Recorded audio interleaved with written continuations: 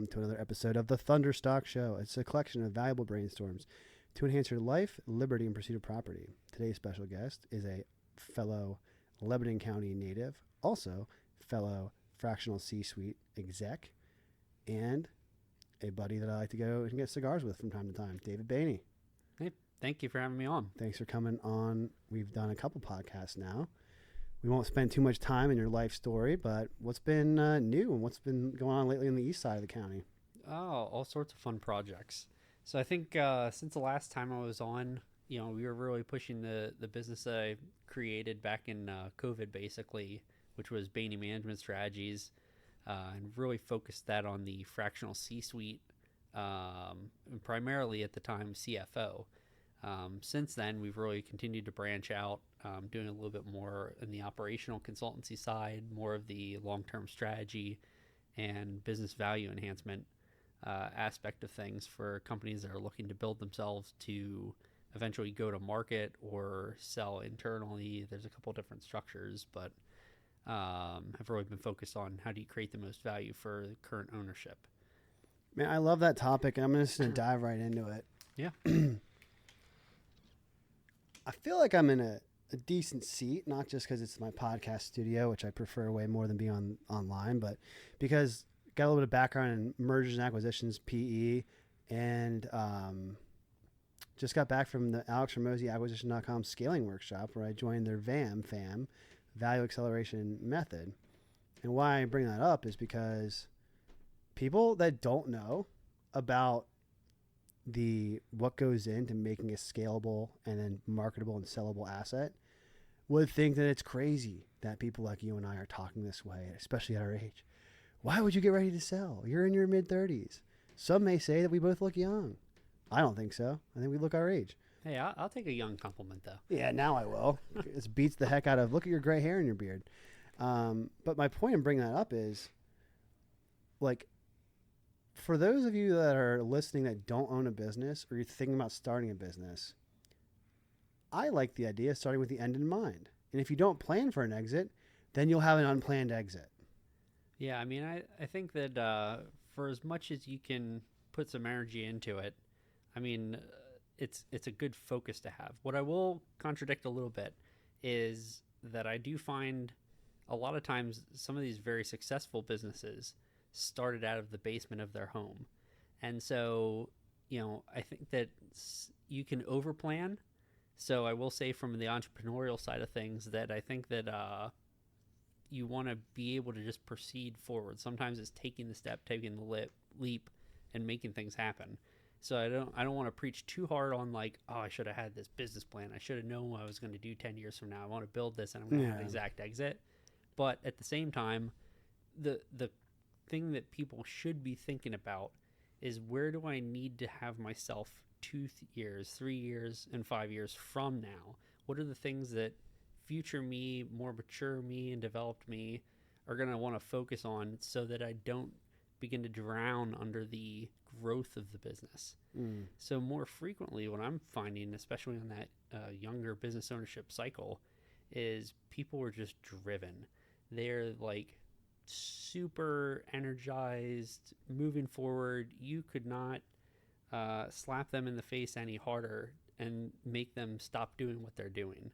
And that a lot of times is to their benefit to begin with, but then as they grow that business, it becomes to their detriment because the employees, the aspect of like once you start hiring a team and building that team around you, the employees need to be able to keep up and need to be leveraged to do what they need to do to keep your business together. And so the best way I can reference this is I always find the high energy success entrepreneur is like driving a speedboat, but they don't think about the wake they're leaving behind them. Interesting. And so what I tend to get involved with is, hey, let's go through this kind of professionalization process. Slow down a little bit. I don't want you to come to a complete stop. You need to do what you got to do to keep your business moving forward and grow. But we need to figure out a way to really break the wave and have the team members behind you supporting you in order to ultimately get your business on the right track for something that's going to be even more successful as a group than on your own. And that really is what drives, I mean, a lot of the opportunity that I get with what I do is just going in there and saying, here's the 300 plus item checklist of all the things that we need to think about in every aspect of your business, and start tearing through and creating processes, procedures, operating systems, workflows, and all the stuff that most first gen operators really don't want to do. Sure.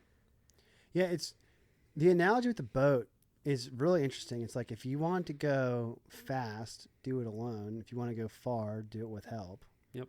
Butchering that, but it's the spirit of it's true, and I think the same rule applies, or logic applies, to when a founder starts a business from zero, like in their basement or their garage, whatever, and they take it to their first tranche or their first benchmark of $1 million, right? Yep. It's like, great. You've now done more than many people who've ever started a business have ever done. Then you have to almost reinvent yourself to go from $1 million to 10. Different set of problems. But if you want to get past that 10, I think it's true that the business always gets constrained by the top, by the leadership. And if you don't have decentralized leadership, or you don't have professional management in place, that same cowboy who could maybe have taken something from 0 to 10, right? Yep. Like going fast, like you said, it's very hard. I don't want to say impossible, but highly unlikely that you'll be able to take something from 10 to 100 the same exact way. Do you find that as well in your experience? Yeah, and I mean, that's one of those things that I think you have to have a realistic conversation with business owners about, that understand who you are, what you want to be, and how often you want to be that. And I'll put that to an example of, if you are the person that is super high energy and you like to make on the whim agile moves within the business, and that works to an extent for a certain period of time, and you don't ever want to change and you just want to be that person, that's when you have that conversation about, okay, well, if you enjoy doing this and this is what brings you the happiness in life that you want, maybe you do that for the first 3 years. You build a business, you take it to a certain level, and then you create your exit. And you do the exit based literally on, everything to the max capacity that you have to do it. But if you don't want to be engaged in the next level that's going to be needed to take it from, again, like that 10 to 50 million range, moving up through, as an example, that, maybe you sell it. Maybe you get to the point where you're like, hey, I'm going to do something. I'm going to sell it at $10 million because that's the max of my capacity. I don't want to reinvest. I don't want to be somebody that's managing an entire team, and that's not my lifestyle. And then you go back and do it a second time. Because a lot of times those people are the ones that are saying, hey, I get a real joy doing this process of being the high speed entrepreneur. And that's perfectly fine. I think that's where you have to kind of gauge that. You have to gauge what you want to be and fit the business around that. And so I feel like you're speaking directly to me, although you are. When I was a co-founder and we took a business from 0 to 10, I started to feel like this isn't me. Yep. For whatever reason, right? Not saying there's a good, bad. It's just it was an observation. I was like, this is not who I want to be in the future. And it's not that who I was becoming was wrong. It just wasn't what I had in my vision. And I think what you said about what that exit looks like is I just built another business again. Now I'm 3 years into that business. Yep. And I don't feel as alone. Because for people out there that are listening, it's like, I never planned to do what I'm doing now 10 years ago. Didn't plan to do it 3 years ago. So it's great to have ambitions and goals, but it's also great to pivot once you have new information and new goals. So yeah, and I think that's where some people are like, oh, you got to reinvent yourself. You don't have to reinvent yourself. You have to reinvent the ecosystem that you're putting yourself into. Mm-hmm. And so, if there's not an evolution that meets to what is really your best quality of work, then, it's time to think about what that looks like on the next. But yeah, I mean, then on the flip side, I mean, there are people that are super successful on the executive side of things that you can hire into a company, and you can bring them in as CEOs, CFOs, all of that. And they're truly meant to create stabilization.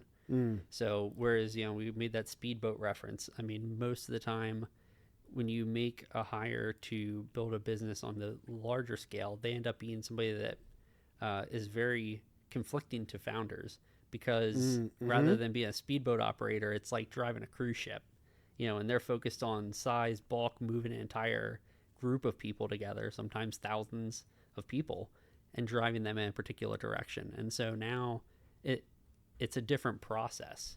And so that's where it's understanding sometimes a founder likes to sit back. And I'm not necessarily saying, just to qualify, like, I'm not saying that a founder needs to leave the company necessarily from a share standpoint, but they need to know where to put themselves in the company. And sometimes that's not even actively involved in the company Could anymore. be on the board. Yeah, you can have a board seat. You can have executives you bring in, and you keep up and make sure that the long-term vision meets what the expectation is, but you're not in the day-to-day doing it the way you had been doing it. Yeah, as someone, man, that's such an interesting observation. It's so true. It's like when I think about some of my fractional C-suite engagements and ones that have worked out, I think, great for everyone involved, it was when the founder understood that they no longer needed to take space in that marketing executive seat.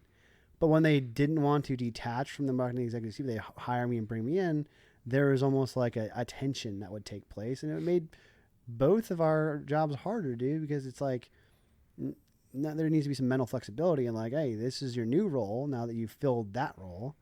And it just makes it more fun when we all row the boat in the same direction, but we're not trying to like take both sides of the boat and row, using another boat analogy. Yeah, big boat analogies today. Big boat energy here. But yeah, no, I mean, that's what I think that I run into that frequently. I mean, just given the fact that most of the time the fractional C-suite aspect of things is the temporary to companies, so I get to sit in that seat more frequently than not, of being transitory for the company, because they haven't had somebody, they can't afford somebody that's full-time, and so I'm going in and I'm helping them on that fractional basis, maybe 10, 15, 20 hours a week, depending on the engagement. And I'm seeing that happen so frequently because at some point I have to work myself out of my own job, because they do need that full-time person. Of course, that's the goal. Ultimately, is one of the things interesting about this role's goal is people ask, oh, what kind of business do you work with? I said, well, funded startup, like $1 million in funding or $1 million in revenue, to like $50 million in revenue. And I'm like, well, why not bigger? I'm like, because then they want a full-time CMO on average. And it could be 30. That could be the point that they need a full-time CMO. It could be 20. Yep. Whatever their goal is, I'm just saying, generally the way I want to work is we grow the company, and when you're ready to get a full-time, then cool, I did my job. That's a success story. Yeah. Yeah, to me, a lot of times when clients ask about, like, how do we gauge success, I mean, there's a slew of metrics we put in place. But, I mean, back to that kind of core thing, my best successes have been the one where it's like, oh, you only need me for a very short period of time, and then we hire somebody. Mm-hmm. And so, like, me getting out of that job, I mean, a lot of times what ends up happening, and that's why I think I've seen the diversification of the services we offer, is because I go from being the fractional, still being a strategy guy, being fractional C-suite, but then ultimately do find myself like more engaged on a board level follow-up. So where my retention part comes in is a lot of times it converts from C-suite to advisory. Mm. And when you say that conversion from C-suite to advisory, you made it clear that one of your focuses 2025 is to do that strategic, call it exit advisory as well. Yep. Tell me a bit more about, obviously you can't tell me specific clients or numbers and case studies and stuff like that, obviously, but tell me a bit more about like how you made that thesis, the change in your thesis.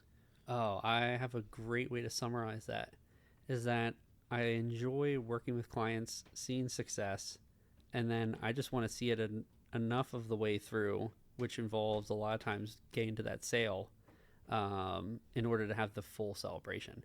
I was on a meeting last week talking with an association in regards to mergers and acquisitions, and somebody else asked me the same question. They're like, well, why do you want to really do this? And I was like, Because what else would be cooler than for me to help a company over a year, 2 year period get to the point where they want to be at the sale, help maximize the value, and then be involved with the sale. And let's just say, 5% broker fee on a $10 million business. You're going to pay me out $500,000 to do that. Guess what? We're going out and getting a freaking private jet for the day. We're going to fly wherever the hell that client wants to fly to at the end of it, celebrate, popping champagne. We're going to Disney World. Yeah. Disney World might be an option, but I'm not sure all the clients enjoy that as much as I do. But yeah, I mean, I just want to do that type of thing. Like I want to be on this full side of the success. And a lot of times I get to see that, but I don't get to be there. You've done enough of the mess fixing that you're like, hey, yeah, I have that experience under my belt. It's fine. But let me see once we're at the graduation or once we're at the celebration party. And I can tell you, like, it was inspirational for me last year. So I had, in the last year now, I've done 2 fairly decent brokerage deals on what's I would call Main Street. So, sub $10 million deals. And I've looked at it, and we got to the end of the one, and I got to do this even locally here. So we kind of sold their business. I said, hey, pick a date in the next 2 weekends. We're going to go out and have a good time. And, it was like an older couple. They were getting into their mid-60s, sold the business off. And so we went out. We went to Hollywood Casino. I took them to the fanciest steakhouse that they had there. Everybody got really great steaks that night. I ordered rounds of Louis. Everybody's drinking, Louis cognac, which, for people that haven't done that, it's a fun experience, and it's a lot of money to drop to do that. We had the bottle and all that, fancy drinks the whole night, giving them money. I was like, go out, don't fret. I was like, play the casino. I got pictures, some of the pictures that we had from partying that night. We went from like 5 o'clock till probably 2 o'clock in the morning. Oh, they probably hurt the next day, but felt good in the time. It felt so good. And to this day, she calls me up probably about once a month, the one owner. And she's like, David, we're going to do that again. And I was like, we got to sell another business for that. Great, let's do this. That's what a great way to get repeat business. Yeah. But increase the motivation. Yeah. So, but jokes aside, David, we've talked before about this concept, and I really want to talk about it now. Maybe it's a book, but the phrase you mentioned is end with zero. Die with zero. Die with zero. Yep. Not end. Exit with money, but when you die, don't have any. Yeah. Can you tell me a little bit about how that type of philosophical treatise? It's obvious with that example, right? Like, hey, live a little bit, but like, what does that mean to you? So the book itself, there is a book out there called Die with Zero, and I would highly recommend it to anyone in the business world. And really, it's kind of a curtail off of a conversation I had with an advisor of mine that talks about really planning your future, having your long-term financial plan together, and what does that look like, and not just putting a number down of like, oh, I want to get to 65. Why are you saying 65? Well, that's just where everybody says retirement is. The government kind of tells me, I got my pension access and Social Security, and you look at all that, but it's like that's a generalized number. The real thing is like looking at it and saying, what is my plan? What are the things I want to do now that I'm not going to be able to do when I'm 65 or 55 or 45? And if I start bucketing my life for experience and saying, here are things I want to accomplish, and like, am I going to want to go skydiving? Like, if I say one of my life's goals is skydiving, am I going to want to go skydiving at 65 years old? Or am I going to want to go skydiving by the time I'm 40? And so thinking about what are experiences that I want in my life and categorizing. I mean, I'm an Excel guy, obviously, being finance. I've got a little worksheet worked up for every 5 years of all the experiences I want to do within each 5-year range of my life, all the way out through 75 at this point. And I look at it and say, okay, now I know what the experiences are. How many days of my life is that going to take? I list that literally next to it. So if I want to spend, we're talking about Disney World. If I want to spend 60 days of my life in Disney World each year, then what's that going to take? 60 a year? Yeah, at least. You want to spend 2 months of your life every year at Disney World? That's the plan. I mean, I'm not going to judge. I'm not going to get into that. That's just like kind of an ambitious plan. This is what happens. Because it's not cheap to spend that much time at Disney World. This is what happens when you have a 6-year-old running around the house that's an absolute Disney princess addict. So I can see the writing on the wall. Disney on Ice, something that you, I'm assuming, and Hershey did, and my daughter did, and she has all the Yeah, it's the bugs there. Yeah, my daughter's already talking. She's like, "How do I take friends with to Disney?" She's like, "I want to figure that out. Like, can we What a fly them down?" negotiation. Yeah, she's already on it. But yeah. So I mean, every 5 years, basically, have this bucket of getting back to that point of die with zero. I have the bucket of what are the things I want to accomplish, and so I forecast that and say, okay, so what is it financially going to take to do that, and how does that relate to my financial plan that I have for myself, and what are the things I got to accomplish? So in a way, it's kind of cross motivating because you look at it and say, rather than just saying, oh, I want to do this when I can afford to do this, I say, I want to do this in a particular time, so I need to make other things happen. It's such a refreshing frame for a couple reasons. Number one, when most people think about people in the back office, the back room, the CFO, right, that role, a lot of times the stigma or the prejudice is that you're very cheap and you're very cost conscious and we can't be over leveraged or over invest. You got to keep operating expenses really low. And it sounds like, although sure, you got to be profitable, you got to hit the basics of math. Yep. You're like, what's the limit and how do I get there? Yeah, I mean, it's like what's the best case scenario? Let's shoot for the best. Yeah, I mean, you gotta always have contingency plans too, but it's like a abundance mindset. Yeah, but I mean, you gotta look at it at the bare basics and say, I have things I want to accomplish, and how am I gonna get them accomplished, and what's gonna motivate me to accomplish them, and like, what's it really gonna take? And I think you have to be realistic with yourself. Like, I'm not sitting here putting a plan together in the next 5 years to say, oh, I want a $8 million home at the beach. I mean, it'd be great to write it down. Trust me, like that would be cool to say. But like, it's not maybe as realistic as me saying, oh, I want to go to Disney World, or, oh, I want to make sure that one of the things on there is like, I want to go up and rent an exotic car for like 2 days and run around certain parts of New York for whatever reason. I want a speeding ticket in a Bugatti. Yeah, I mean, that would be a lot of fun too. But, I think whatever it is for you, whatever is going to motivate you to say, these are things that are realistic, accomplishable, that match to my financial plan and understanding that I can realistically budget for, and then execute against. It just creates self-accountability.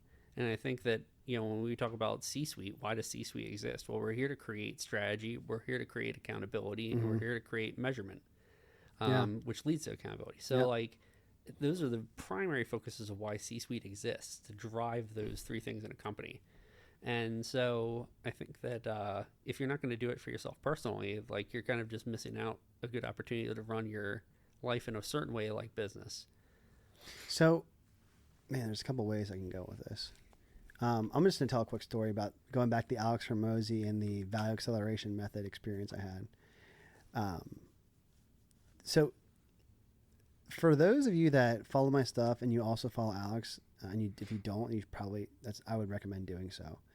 You know that he's the CMO or one of the founders of acquisition.com, which is essentially their mission statements to make real business advice accessible to the public. Okay, whatever. Great.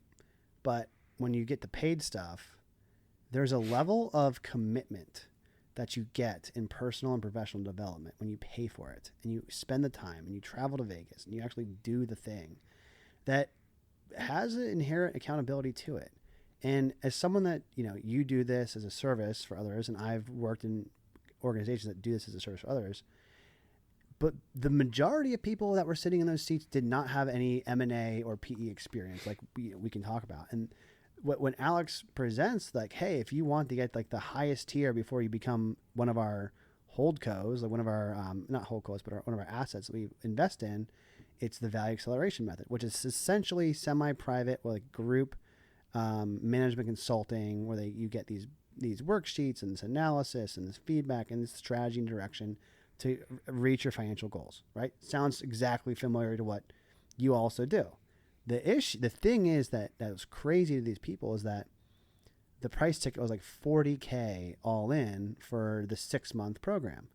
But as someone that, you provide that too, if I said $40K, you'd probably be like, hell, it could be worth a lot more than that depending on who we're talking to, right, for their specific needs. And when I hear that, I'm thinking the same thing. But I committed to doing that investment in myself or my business because I realized that like, okay, does it increase or decrease the likelihood that I'm going to achieve my goals? And I thought overwhelmingly yes. I said, okay, will I feel it enough that I'm likely to take action, based on the dip in cash reserves and cash flow? Yeah, I'm going to take action. Well, action necessitates getting your goal anyway. So if it was free, I probably wouldn't value it or care as much. And do you feel like that same logic thread applies for because when you work with larger businesses that could afford $100,000+ of that service, which for those of you listening, guess what? That's a realistic and could be a great deal and a no-brainer for the right person. Like, you play bigger games, you have bigger stakes. So what is your logic around the pricing and service fulfillment of doing that type of scaling activity? I'm terrible about this. You don't have to say your pricing. Like, I'm not trying to, no disclosure. No, I mean, I even don't mind really sharing some of it. I mean, I have engagements that I've dealt with that have been multi-year that are, $120,000 a year for clients. But at the end of 4 years, that client walked away and, the value I created was able to have a differential of $5.5 million. That's real. That's real. And so would you trade a dollar for 10? Most people would say yes. Yeah. And I mean, that's what I do that on a very frequent basis. So, I mean, that's been blessed to be able to work, on some cases like that. But on the alternative side, I mean, I really enjoy just talking about this stuff. So I've had a few times where I've sat in conversations and I've kind of given away a good part of the playbook. And I mean, for the right motivated person, either a cigar and whiskey or a beer at a happy hour has been something that's enough to be life-changing for them. Because they can walk away with enough of the tidbit and call up and say, hey, like, what would this look like? So some people I work with really take the efficient route of just saying, hey, let me catch up with you once a quarter and just have a conversation. And I think that's why there is a balancing point of how much does somebody want to do themselves versus how much does somebody just need coaching. You give away the secrets, but you sell the implementation. Yeah. And that long-term availability or the access to you, it's worth it once you've demonstrated, like, what you're talking about. Yeah. I mean, I've even had to the extent where I've had one person I worked with not long ago here that, we had 3 meetings, I think, where they bought me dinner and then ended up making a big change, and it paid out very well for them. And they ended up just mailing me a check for like $12,000 at the end of the day. And they're like, as a thank you. Yeah. As a tip. Yeah. And I was like, oh, well, that's awesome. But, I was like, the free dinner really was good enough. I mean, it's not like it was a bad dinner, but yeah.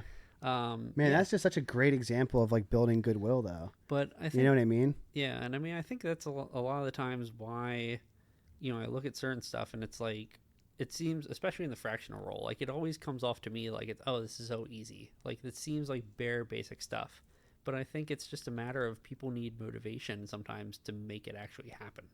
Like, sure, logic is like doing math is great, but like acting on stage requires the human element. And in order to be good at business, you have to perform and think. Yeah.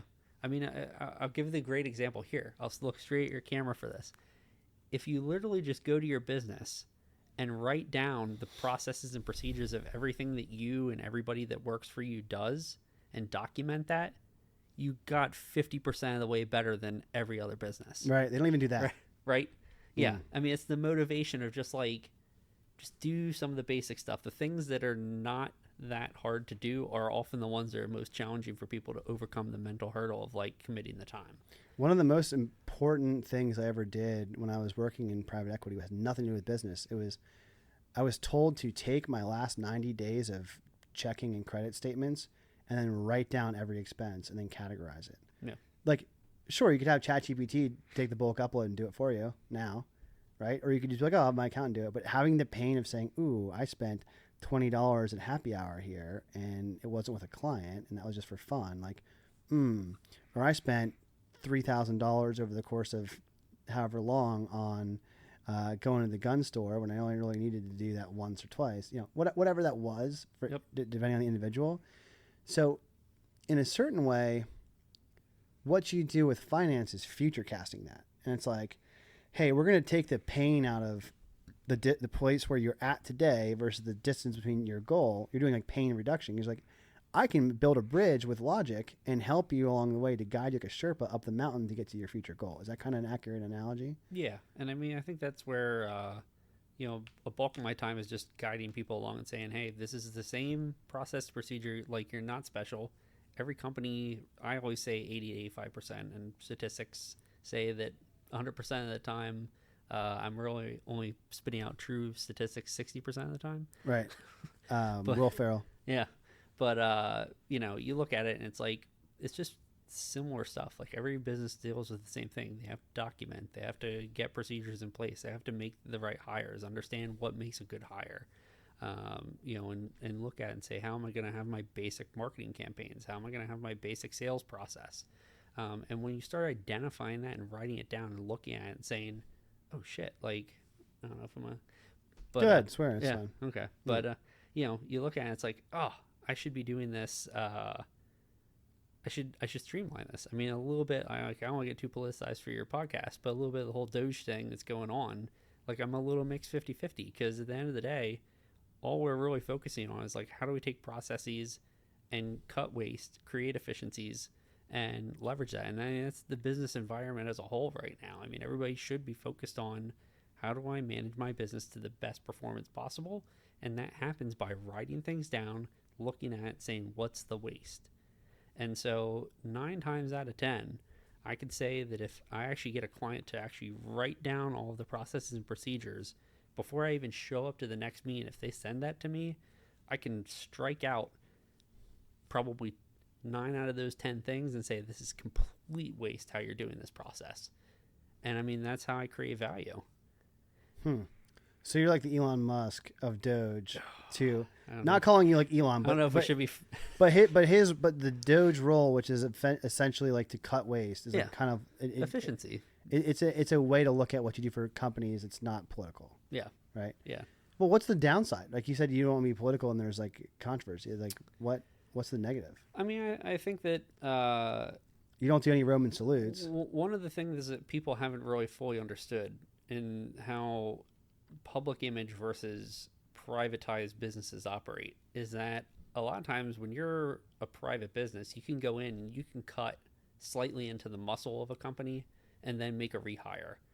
And I don't think that people have looked at that strategy yet and understood that in relation to Doge and what they're doing, because they're saying, oh, we're just going to continue to cut. But like, the methodology is that you cut down far enough where it's just like right on the cusp of cutting into the muscle of the organization and then build. I mean, it's like, I'm not a super fit person, but a bodybuilder, there's cycles of bulking and cutting. You don't permanently bulk, because then you just get sleep apnea and die. Yeah, I mean, the problem is that I think from a political aspect right now, that you looked at somebody that's gotten Taft level fat in the bathtub and has not leaned out. Yeah. And so it just seems more aggressive now. If I went up to 400 pounds and then I cut down to 200 and then bulked up to 220 or 230 in muscle, I mean, it would be dramatic. It would look dramatic. People would say, oh my God, like, are you like okay? Like, sometimes people go a little too far and they'll lose weight to the extent where you look at them and you're like, oh my God, like, you really need to go to a treatment facility. Yeah. But that's what the process. But a healthy bodybuilder, like let's say Chris Bumstead, the most recent reigning champion of Mr. Olympia, like the bodybuilder guy, like, dude, there's like I'm going to guess ballpark, a 40-pound difference between when he gets his highest to his lowest. Oh my God. And when it's a 40-pound difference at like 230-ish pounds.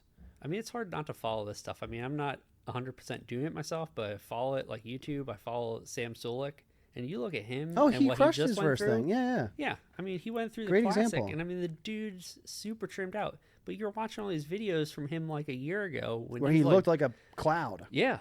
I mean, it's nuts. But I mean, again, when you take that same application and consider it to a business environment, and that's literally what has to happen. The barriers on business, like, it gets wider and wider than these human examples. Like, because like that Taft example of 400 to 200 and then back, like, that's kind of how a business could be exacerbated in terms of the severity of the amount that needs cut and bulked. And the problem is that on the government level is that there's no limitation to loss. And so you look at it and say, a privatized business can only go so long bulking until you say financially it doesn't sustain itself.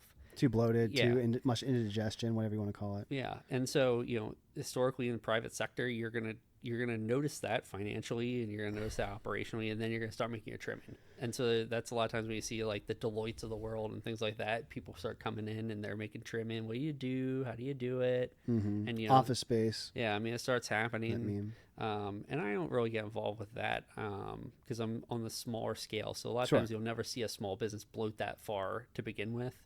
But I mean, when you talk about life cycle and you're looking at it, I mean, it's just, it's a cycle. And so I think now it's more in the public image than not, where people are saying, oh, Musk is out here doing this on the government side. But yeah, I mean, I looked at one personal example. I mean, I've told this story before, and probably to you.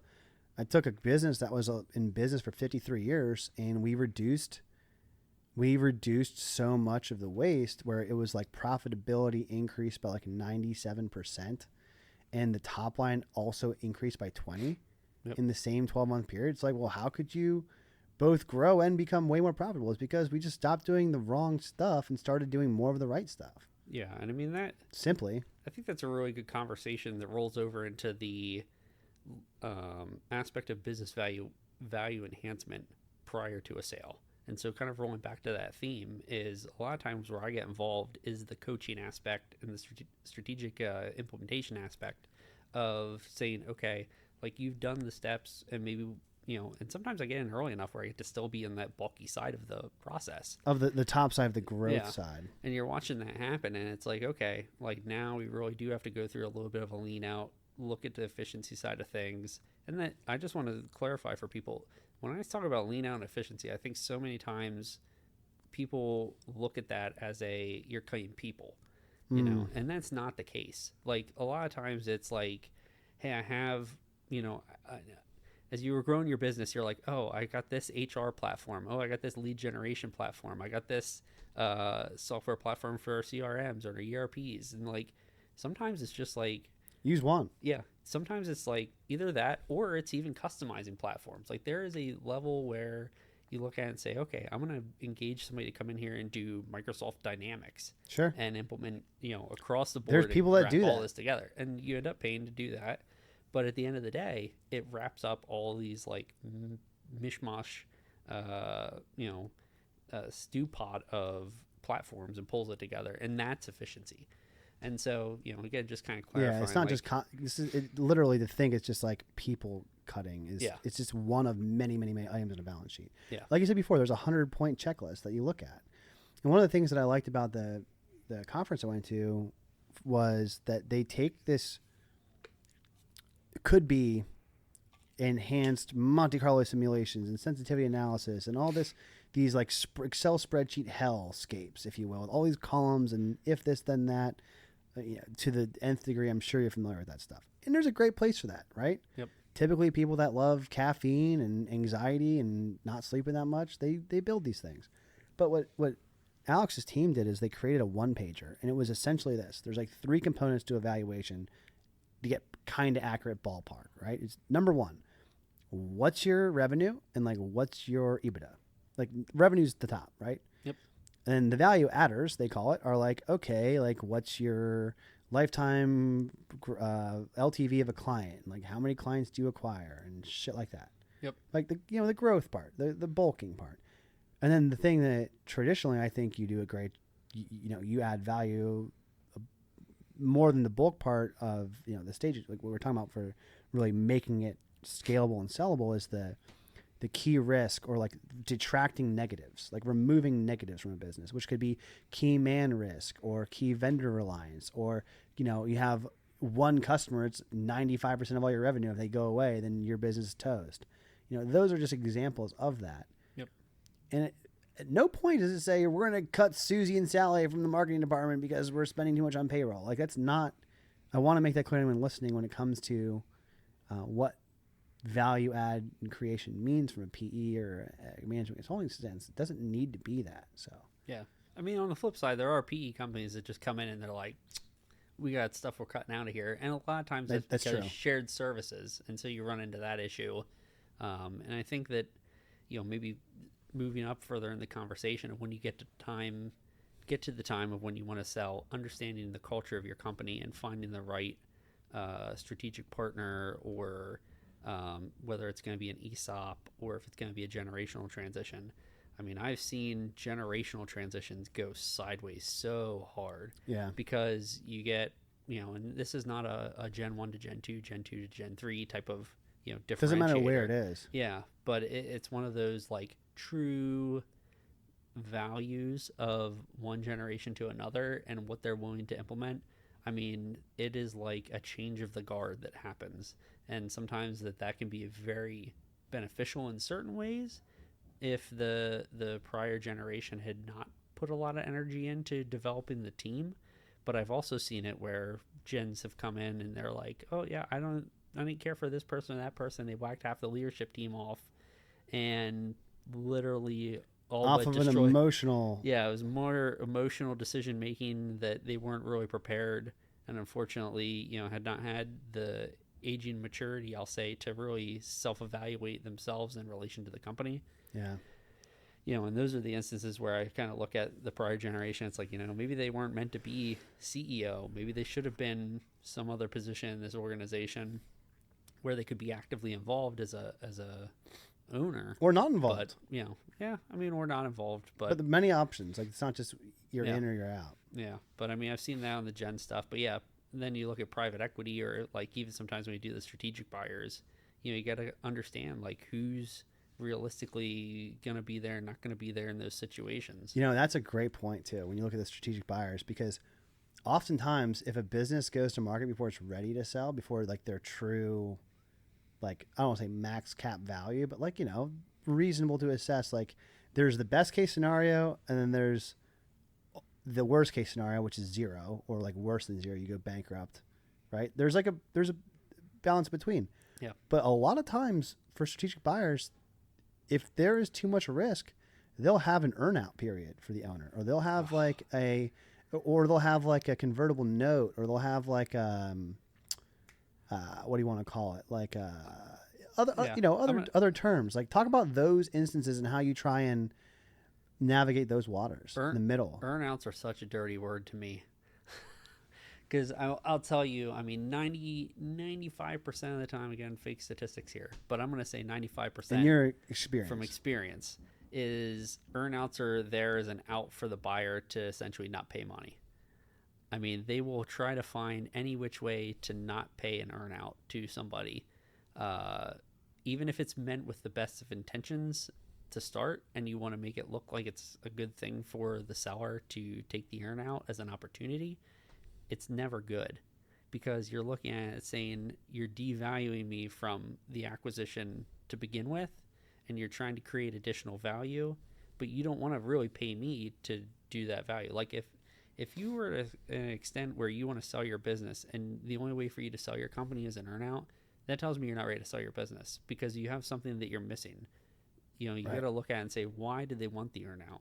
Because is it me that I have the business still wrapped around my finger too tightly and it doesn't have enough management leadership in order to operate? Is it, some other risk profile inside of the company because they're concerned that the other guy that's operating the company might leave a year from now if he only has a 1-year contract to stick around? And why do they feel that concern? Should I feel that concern that this guy's going to leave? Why is he sticking around? So I think that when you talk earnouts, if you ever go through a sale process and somebody comes back and says the only way you're going to sell this is by doing this earnout for us, you're not ready to sell. I would not advise you to sell.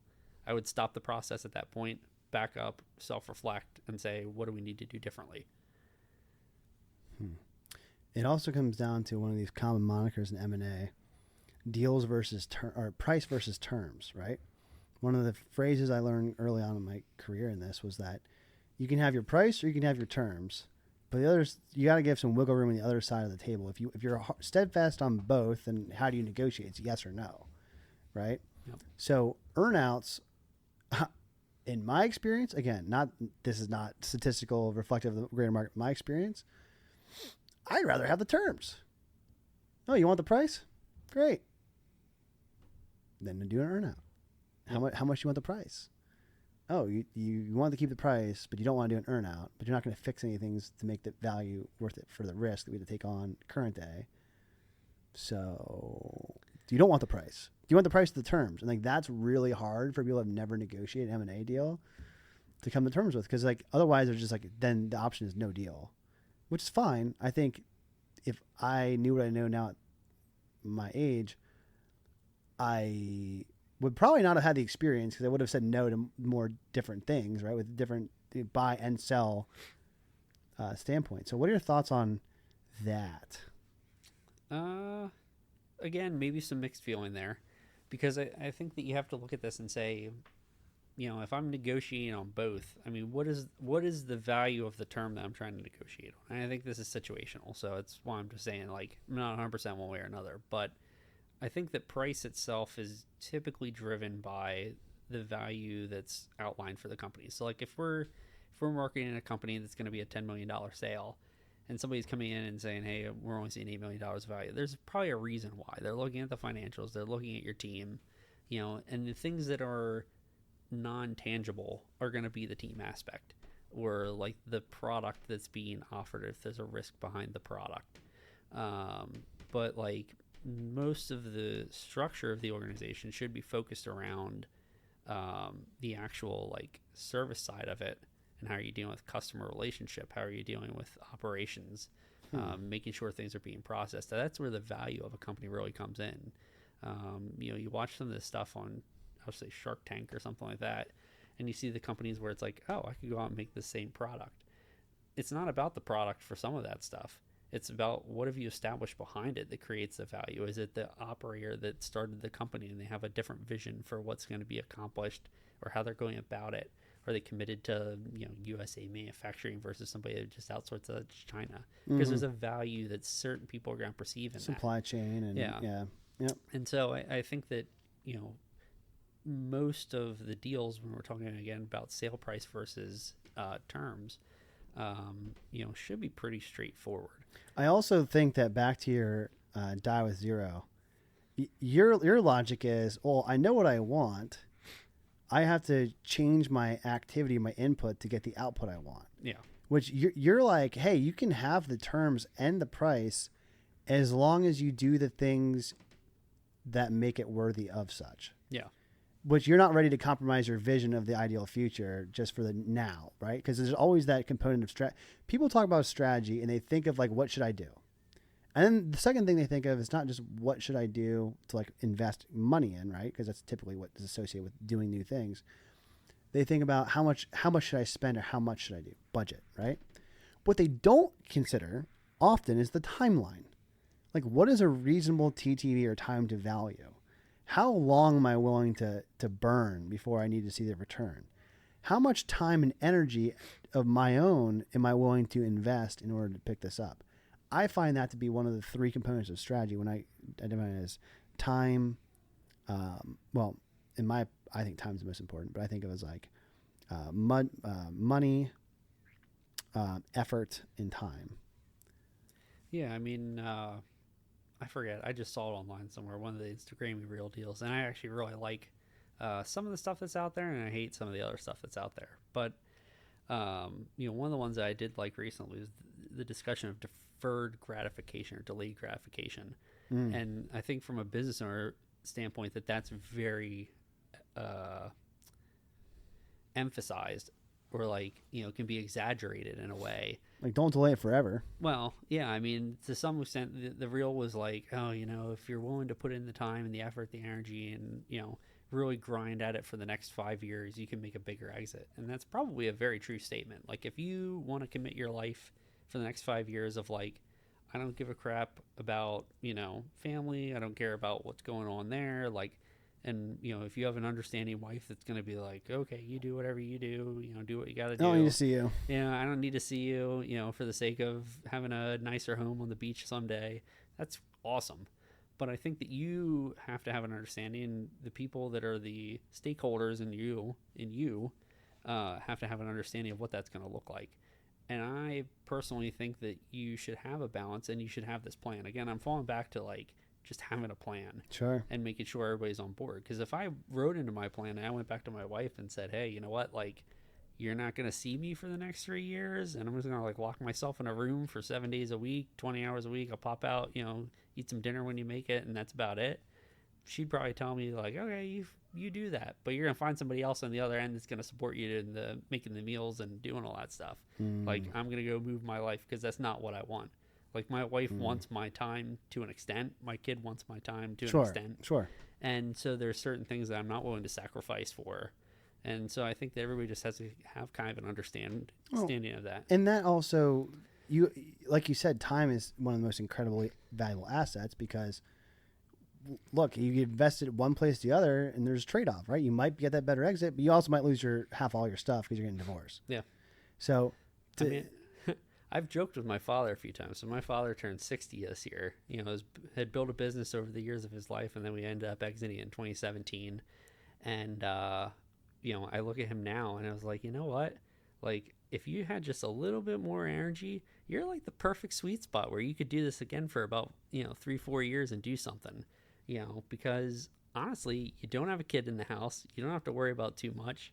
You and mom, for better or for worse, have been together for 40 plus years at this point. Probably won't change. Probably won't change. And, she enjoys a little bit of time away and everybody having individual time. I was like, this is like perfect opportunity in a certain way. But the energy component. Yeah, but the energy component is just not there. Yeah, same with my father, too. It's actually an interesting thing. Yeah. I mean, if he had the energy that I have now, but was at that point in life, I mean, and that's where it's the balancing point, trying to figure that out. So, yeah, I'm glad you brought up the energy component, too, because when you start having kids and dependents and wives and people that need your time, I don't want to go on the road and go all over the country trying to hunt for deals. Yeah. Spend all that time and mile I couldn't, be in a road warrior anymore. It's not like that's a big component of why I do what I do. I mean, I'll travel sometimes, but not because I need to all the time. It's not sustainable. You made another really good point that I want to highlight, which is there's a way to get what you want in both, right? Like, there's no point in doing business. This is a pretty broad philosophical hot take. There's like no point in committing your whole life to a thing, to only one thing, if it means you won't get the life that you want, right? You want to get the life you want, your goal, follow your plan, right? Yep. So like, in order to do that, instead of just thinking of an equal additional, like 1 + 1, okay, stack more ones on there, like keep adding as the input. You can turn that plus sign to a little bit sideways, make it a multiplication sign. And like, what if you have higher leverage? Like, put the same amount of time in to get greater returns. Like, that's why people probably talk to me and you. So don't think of like doing more for the linear growth. Like, my goal is to get exponential growth. Yeah. Like, I don't want to just go into a business that's doing $2 million a year, and then next year they want to do 2.1, and then next year they want to do 2.2, and then by 10 years from now, they're going to grow their business by 50% in 10 years. Yeah. I am so turned off by that modicum of thinking. It's not worth my time. Yep. Like, well, that's what I've sat in a few different business peer groups, and I actually facilitate one now locally here in the Central PA, South Central PA area. But I've sat in those peer groups, and sometimes I look at participants of those, and it's like, would you do anything different? Like, if you didn't show up here and spend your day or a half day or whatever your commitment time for one of these is, like, would you do anything different? What is the takeaway that you're creating? Like, I was in a group one time, and I literally got to a certain point, we were kind of doing like group internal assessments on everybody. Sure. And I remember writing on the one sheet, I was like, this dude, like, successful, has had a great lifestyle. I love what he's doing. But at the end of the day, he's doing absolutely nothing different than what he would have done if he wasn't part of this group. Really? Yeah. Did you tell him that? Yeah. I actually told it to him in his face because I'm like, that's one important. Of those very blunt people. Yeah, but that's important because if you don't know. have people in your team, like when I say team, advisory or like peers, whatever you can bounce ideas off of, that can call you out on your shit. Yeah. Because it's equally as important to be course corrected or get constructive criticism, maybe more important actually, than getting affirmation. Yeah. Like, anyone can just tell you yes. Like, that doesn't mean they actually agree. Yeah, well, that's what he loved, coming to the meetings and talking about his lifestyle, what he's doing, going here, going there. And it's like, that's awesome. I love to hear that. Like, I would sit at the bar with you and listen all day long. You could share that. But I'm coming to a group where I'm spending, probably hundreds of dollars a day, if not thousands. And it's just not something that's like, I need to know for that environment. And so we had a good conversation. Ultimately, he ended up leaving the group like a couple months later because Whatever. I think many shared the same view of him. But But learning to me equals change behavior. yeah, and so I think that there's that whole aspect to it. But yeah, Yeah, that's so interesting. Yeah, I mean, going back to like the client engagement, I know that it's not just fractional CFO. You do the management consulting, the strategy, the exit planning. You have your peer groups you have going on. You have your online cohort community. Like you got a lot of stuff going on, but at the end of the day, you still make time to go to Disney World. yeah, So like you've clearly figured out a leverage point that you can get stuff done, but like live your life. yeah. And I think a lot of people could probably take lessons from that. yeah. And I mean, that's what the cheap lessons you mentioned it. I didn't bring it up, but is the online platform that we're doing right now. So really just kind of building off the passions of what I want to share, and doing events like this and many others. I ended up creating this smgascend.com. It's an online platform, and it's $50 a month. I wanted to make it super cheap, and honestly, That's like going out to the pizza shop yeah, once a month for your family. yeah, but we do like forums. We have professionals that you can kind of engage with on one-to-one basis. Templates for download for small businesses that they can have very easy resources. And I'll tell you, a lot of those templates are things that over the years I've gathered where other people have basically paid thousands or tens of thousands of dollars for them. Look, And the other thing is, it's not just you; it's your community of other contributors and people that are like-minded business owners that are all working together. Like you're not intentionally the face of the brand. Well, you're the founder, which is great, but it's not all about you.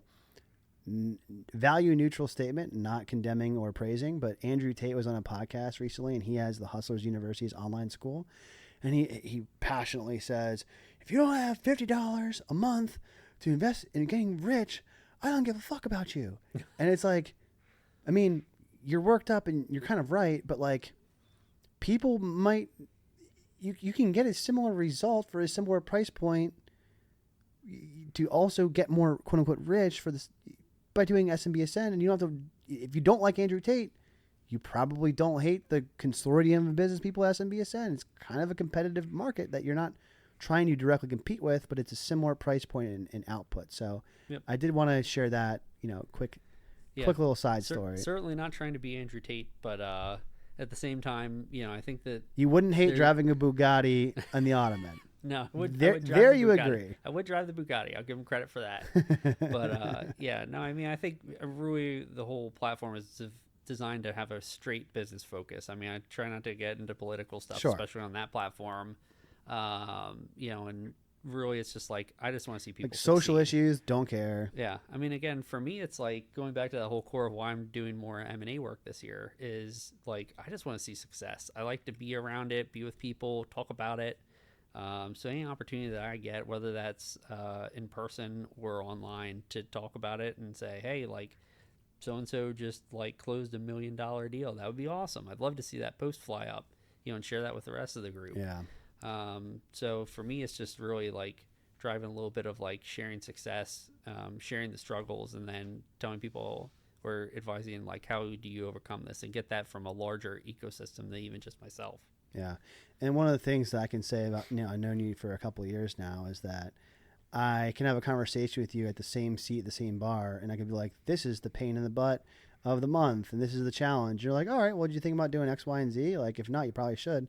And I'd be like, hey, I had the greatest month ever. He's like, you're like, sick, me too. And I'm like, oh, either way, if it's a challenge or a win, we can still like cheers and like, hey, let's just keep doing better. So I think for anyone listening that wants to join a community where you're with, other people that want to help you, they want to see you succeed. It doesn't break the bank to do it. I highly recommend joining SMB Ascend. To find David, it's David Behney on LinkedIn, right? Yep, David Behney on LinkedIn. SMB Ascend, and then Behney Management Strategies.com. Just Behney Management, BEHNEY management.com. BehneyManagement.com. Yep. Do yourself a favor, look them up. I know it sure made a difference on my entrepreneur journey. It probably will for you. That's it for today's show. I don't ask for anything other than one thing, and I also don't run ads. I don't want to. If you like the show, share it with a friend. It's the only way the show grows. Until next time, be well.